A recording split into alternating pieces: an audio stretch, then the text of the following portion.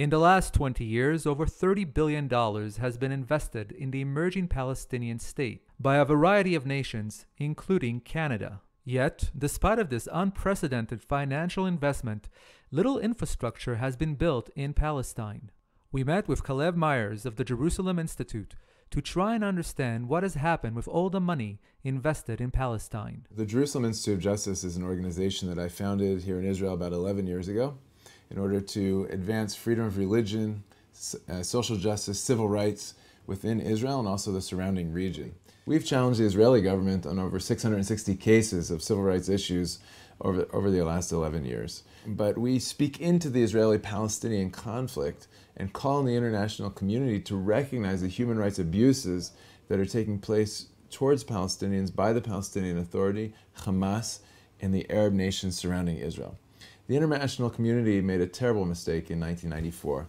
In an effort to push for two states for two peoples, they recognized Yasser Arafat as the legitimate leader of the Palestinian people and helped him create an entity called the Palestinian Authority, to which they gave responsibility for the Palestinians living in many places throughout the West Bank, as well as Gaza. So he immediately disregarded their human rights. One of the first things he did was that he forcefully expropriated all the media. So he got rid of freedom of expression in the Palestinian Authority. There was much more freedom of expression before he came to power. He arrested journalists. He arrested, tortured some, executed others. He executed around 30 Palestinian journalists after coming to power in 1994. Anyone who was not willing to print PLO propaganda was severely punished. So he made a very clear statement: I will be controlling all the media that comes in and out of the Palestinian Authority. We still see this today. The other thing that he did is he came to the international community and he said, I need your money. I need your money to build a proper state.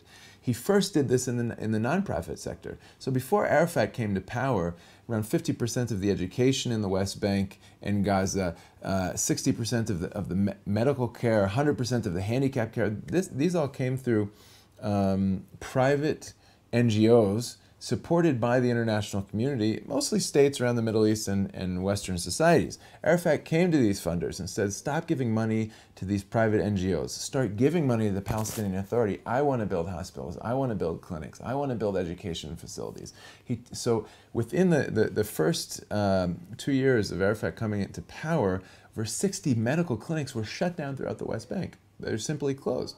You may hear once in a while a tragic story of somebody being, coming in from the West Bank into Israel to be treated at an Israeli hospital and getting stuck at a checkpoint and something terrible, God forbid, happens. But nobody stops to ask the question, why isn't there proper medical care within the West Bank? Because Arafat shut that down, and what he never did was he never replaced them. So he never built proper new hospitals, new clinics, new education facilities. The money simply disappeared, and none of this was ever built. With so much investment and very little oversight, the question on everyone's mind is, where did all the money disappear to? The international community, from 1994 with the Oslo Accords until 2015, so we're looking at the last 21 years, has given more than $31 billion US dollars to the Palestinian Authority as humanitarian aid. So this people has received more money in donations for humanitarian needs than any other people ever on the face of the earth. I did a very simple calculation and compared it to the amount of money given from the United States to Europe under the Marshall Plan for the complete reconstruction of the European economy. So taking historic inflation rates into account, the amount of money given from the international community to the Palestinian Authority over the last 21 years is more than 15 times the amount of money given from the United States to Europe under the Marshall Plan. In simple terms, this means with all the money that we gave the Palestinians over the last 21 years, we could have reconstructed Europe's economy 21 times. But what's happened with the money? The average Palestinian in the West Bank and Gaza is living in abject poverty. And so this money has not been used properly. It's actually been stolen. It's been stolen in broad daylight by the Palestinian Authority. Yasser Arafat's own accountants, after he passed away, declared over $2.4 billion of cash sitting in his Swiss bank accounts. Where did this money come from? Well, everyone knows that he's siphoning off money into his private bank accounts. He was. And his predecessor, Mahmoud Abbas, is doing the same thing. He's now worth almost $1 billion. Khaled Mashal, head of Hamas, is worth over $2 billion.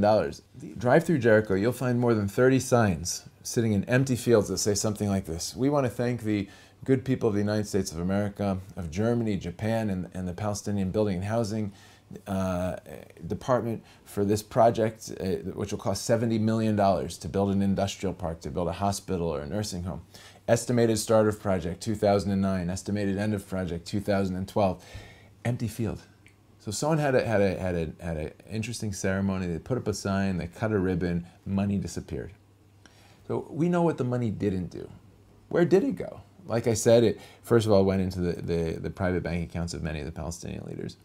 Second of all, it's used, for instance, to pay Palestinians sitting in Israeli prisons for carrying violent crimes against Israelis. So if you're a Palestinian that's carried out a relatively minor crime and you're sitting in an Israeli prison for up to 3 years, you and your family receive $400 a month from the Palestinian Authority. And then they have this kind of sliding scale that if you carried out a more heinous crime like murder or attempted murder, you and your family receive $3,400 a month from the Palestinian Authority. That's around $40,000 a year, which isn't a bad salary for single income in many Western nations. This is money that's purely being used for incitement to violence, and it's coming from the international aid. There's no question. So that's about $70 to $100 million a year that's being paid to prisoners just for trying to kill Israelis. Instead of helping to advance Palestinian human rights, we're actually strengthening radicals that are first abusing their own people and then becoming a danger to Israel. I'm not saying stop funding the Palestinians. What I am saying is start monitoring the funds that are going into the Palestinian Authority to make sure that they're actually being leveraged to advance human rights rather than being used to advance violence and racism and hatred and terrorism. The international community needs to stop turning a blind eye to the hijacking of Palestinian society's future by the current Palestinian regime. Accountability must be demanded and given before another $30 billion disappears. For the Rebel Media, I'm Miguel Hecht.